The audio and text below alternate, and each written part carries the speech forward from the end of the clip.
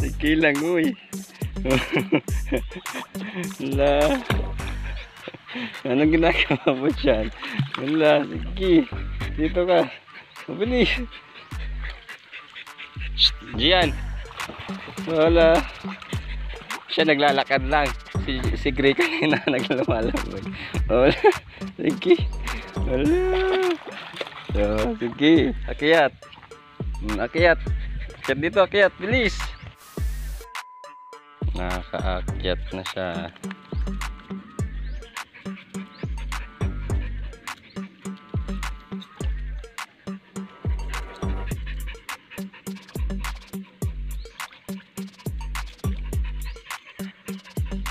Nahirapan si Gian. Sige. Ayan.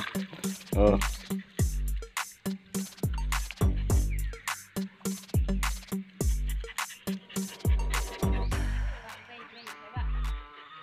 Gam. Tara. Come. Come. Faster.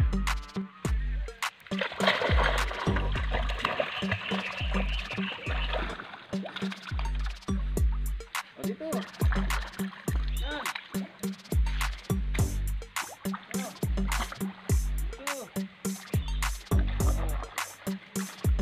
Gian. Oh, go, Gian. Gian. Gray. Ay, Gian.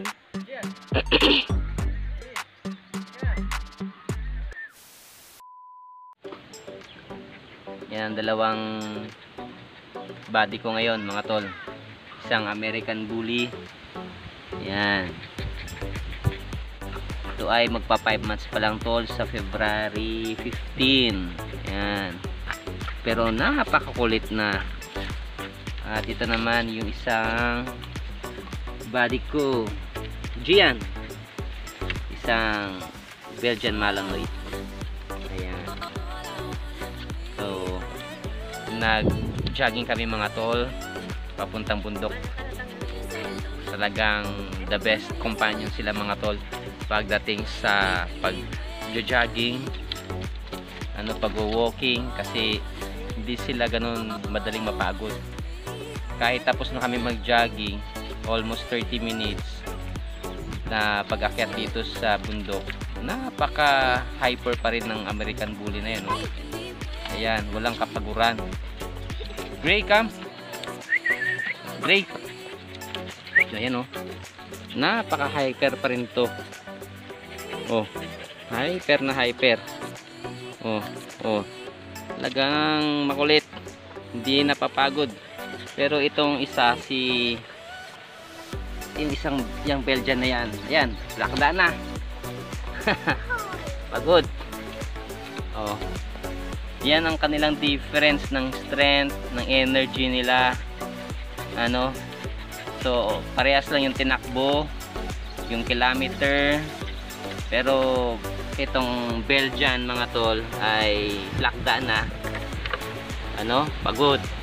Samantalang itong American Bully, Gray. Oh, hyper na hyper. Walang kapaguran, oh. Pambihira. Pagbalikan pa siguro hindi pa pagod to. Kaya sa mga nagnanais na magpaplanong magkaroon ng aso at mahilig mag-jogging, mag-walking, itong American Bully ang maire-recommend ko, mga tol. Imagine 4 months pa lang siya, matibay na sa malayo ang lakaran at jogging. Walang kapaguran. Ikaw na lang ang mapapagod, mga tol, siya hindi pa. Gray. Come. Oh, ayan, oh. Oh, nakikipaglaro sa pamangkin ko. Ayun. Hindi pa napapagod. Oh. Nako, talaga. Malaro ang American Bully. Ayan, oh. Samantalang itong Belgian plaktang-plakda na. Oh. Pero itong American Bully na ito, nako, walang kapaguran. Oh, ayan oh. Oh. Kahit 4 months lang eh, malakas na, matibay, matikas. Ayan. Ito nga Belgian mga tol, 6 months siya. Pero ang laki naman oh. Oh. Laki ng difference ng kanilang height sa height ng bully. Pero mas madali palang mapagod itong Belgian mga tol pagdating sa long distance na jogging. Oh, tulog na kaagad. So itong bully, gising na gising, alive and kicking oh. Gray! Gray!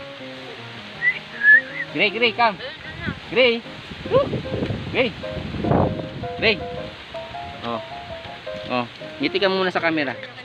Ngiti sa camera. Ngiti sa camera. Oh, Greg.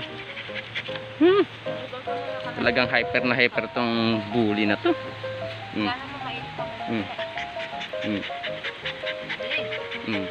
Hingal na siya pero ang lakas pa rin ng energy. Matindi.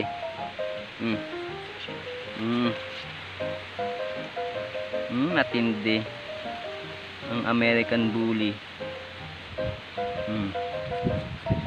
Pahinga ka na.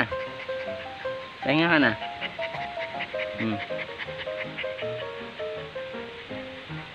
Pahinga na. Tulog na. Tulog na si ano eh oh. Si Gian eh oh. Ikaw tulog ka na rin. Para mamaya eh pag uwi natin may energy ka na ulit. Tulog na. Tulog na. Stay lang dyan. Tulog na. Tulog na. Bait naman to mga tol eh. Saka matalino mga tol ang American Bully. Ano, maharot lang. Talagang energetic kasi. Pero madali silang turuan. Ano, 4 months mga tol. Pero napakalakas pagdating sa long distance. Ayan. Malaro siya eh. Oh. Ito yung pamangkin ko. Linalaro siya ng pamangkin ko. Nakikipaglaro din siya.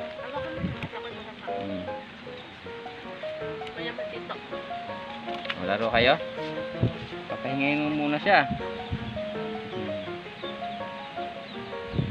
So, yun lang mga tol. Just sharing pag gusto mo mag-alaga ng aso at mahilig ka mag-jogging every morning or evening. The best companion sa jogging ang American Bully mga tol. Ganun din naman ang Belgian Malinois mga tol. Ano? Okay din sila. At syempre, ang advantage ng mga Belgian, malalaki yung mahaba yung paa nila. Kaya kahit tumakbo ka ng mabilis, makikipagsabayan sila sa iyo mga tol.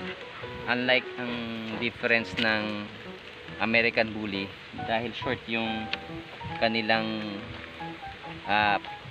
binti, ano, ay medyo mabagal lang pero mabilis din. Tignan nyo naman yung Belgian mga tol, yung kanilang binti, ano, oh, haba yan mga tol. So 6 months pa lang yan pero malaki na siya. Nakikipagsabayan kanina mga tol, kanina may tali, yung tinanggal ko yung tali niya, talagang kahit bilisan ko yung takbo ahunan eh, nakakaya niya akong habulin. Ganun siya kabilis yung Belgian Malinois. Nahuhuli nga lang to kanina itong bully namin kasi nga yung kanyang length ng kanyang binti ay short lang. So yun lang yung disadvantage niya. Pero hindi siya ganun madaling mapagod. Energetic pa rin, oh. Diba? Walang kapaguran yan. Oh, saan ka pupunta? Ha? Saan ka pupunta? Dito ka lang. Saan ka pupunta?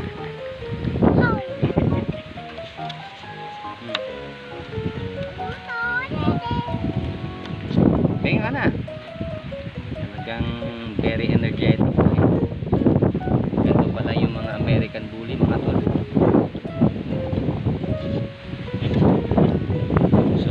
lang mga tol.